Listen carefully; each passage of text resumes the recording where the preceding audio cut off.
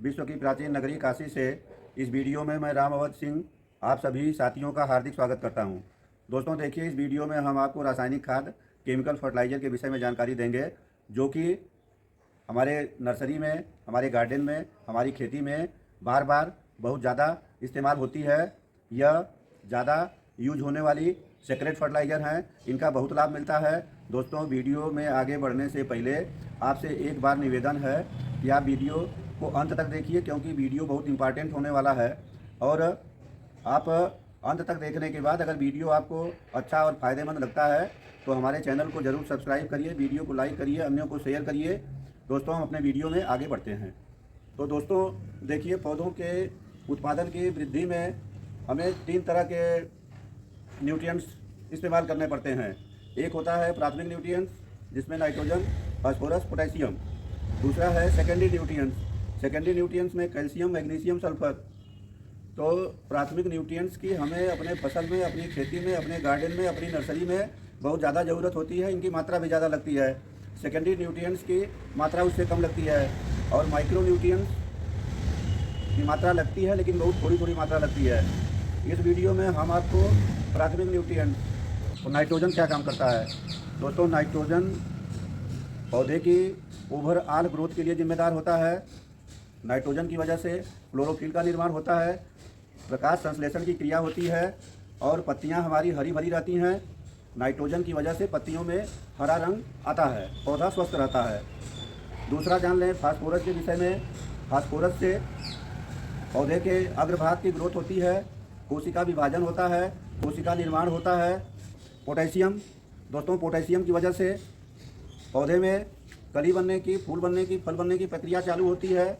इससे पौधे में स्टार्च का निर्माण होता है, दाने मोटे होते हैं, गुणवत्ता में सुधार होता है, हमारी उपज बढ़ती है। तो इस तरह से जो हमारे प्राथमिक न्यूट्रिएंट्स हैं, नाइट्रोजन, फास्फोरस और पोटेशियम, इनका काफ़ी महत्वपूर्ण स्थान है। इनके लिए हम लोग केमिकल में कौन सी खाद इस्तेमाल करते हैं। ये देखिए, जो सबसे पहले खाद इस्तेमाल की जाती है ये DAP fertiliser, di ammonium phosphate. दोस्तों, DAP फर्टिलाइज़र में नाइट्रोजन की मात्रा 18% होती है और फास्फोरस की मात्रा 46% होती है। खेती में इस्तेमाल के लिए जो हम 50 किलोग्राम की बोरी खरीदते हैं, उसका इस समय रेट 1350 रुपये गवर्नमेंट ऑफ इंडिया ने निर्धारित किया है। अगर खेती में इस्तेमाल करना है तो इसकी हम एक बैग 50 किलोग्राम की मात्रा को 1 एकड़ खेत में डालते हैं। इसका इस्तेमाल ज़्यादातर फसल की बुआई से ठीक पहले और अंतिम जुताई के बाद किया जाता है। दोस्तों, इसका इस्तेमाल अगर बाद में करेंगे तो यह DAP पौधों की जड़ों तक नहीं पहुंच पाती हैं और यह खाद ऊपर में ही फिक्स हो जाती है और ये पैसा नुकसान जाता है, खाद काम में नहीं आती है। दोस्तों देखिए, जो केमिकल में ज़्यादा इस्तेमाल वाली दूसरी खाद है, इसको हम बोलते हैं यूरिया फर्टिलाइज़र, यूरिया खाद। और दोस्तों, इसमें केवल एक तत्व पाया जाता है, नाइट्रोजन, और नाइट्रोजन की मात्रा 46% होती है। यह सबसे सस्ती खाद है और इसका इस्तेमाल किसान लोग बहुत ज़्यादा करते हैं। यह खाद हमारे पौधे की ग्रोथ को बहुत तेज़ करती है, पौधे में हरियाली लाती है। चारे की फसल में डालने से पत्तियों का विकास ज़्यादा होता है और चारे का उत्पादन ज़्यादा बढ़ता है। यह कीमत बहुत कम है। ये जो गवर्नमेंट ऑफ इंडिया का रेट है वह 265 रुपये 50 पैसे एक 45 किलोग्राम के बैग की कीमत है। इसका वजन घट गया है, अब 50 की जगह 45 किलोग्राम की आती है। इसको हम अपने गार्डन में भी इस्तेमाल कर सकते हैं। दोस्तों, अगर यूरिया को गार्डन में इस्तेमाल करना है तो प्रति गमला हमको 1 ग्राम से ज़्यादा मात्रा नहीं देना होगा, अन्यथा पौधे को फायदे की जगह नुकसान होगा। तो इस तरह से हम यूरिया का इस्तेमाल करेंगे। यूरिया का इस्तेमाल एक गमले में, अगर 10 इंच का गमला है तो इसके 25-30 दाने का आप इस्तेमाल कर सकते हैं। और इससे पहले जो हम DAP फर्टिलाइज़र बताए, तो DAP फर्टिलाइज़र को ये देखिए, जैसे मेरा ये मोरपंख का पौधा है और इस गमले की साइज़ हमारी 12 इंच की है। तो इसमें हम ये देखिए, इस तरह से ये 15-20 दाने अपने इस गमले में इस तरह से डाल करके मिट्टी में मिला देंगे। करना है तो इस तरह से देखिए, ये यूरिया फर्टिलाइज़र की 1 ग्राम की मात्रा को, ये देखिए हमारा ये डाइफिनबाचिया का पौधा है, तो इसमें हम इस तरह से 1 ग्राम की मात्रा डाल करके इसको मिट्टी में मिला देंगे और पानी डाल देंगे। देखिए, जो तीसरी खाद है जिसका बहुत ज़्यादा और बहुत धड़ल्ले से इस्तेमाल होता है, यह खाद है सिंगल सुपर फास्फेट SSP। दोस्तों एसएसपी ये पाउडर फार्म में भी आती है, एसएसपी पाउडर फार्म में भी आती है और ग्रेनुअल्स में भी आती है। दोनों अच्छा है, आप कोई भी इस्तेमाल कर सकते हैं। तो दोस्तों एसएसपी में फास्फोरस की मात्रा 16% होती है। इस फर्टिलाइज़र में फास्फोरस के अलावा कैल्शियम पाया जाता है। कैल्शियम की मात्रा 21% होती है और इसमें सल्फ़र भी होता है। सल्फ़र की मात्रा 12% होती है। दोस्तों कैल्शियम हमारे पौधे के टहनियों में मजबूती प्रदान करता है और पौधे की हर तरह से ग्रोथ करता है। फल फूल की साइज में भी बढ़ोतरी करता है।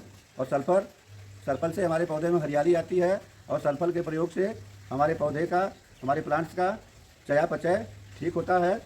तो सिंगल सुपर फास्फेट को हम मुख्य रूप से डीएपी के विकल्प के रूप में फास्फोरस के इस्तेमाल के लिए, फास्फोरस मिलने के लिए करते हैं और साथ में हमें फ्री में कैल्शियम और सल्फर ये भी मिल जाता है।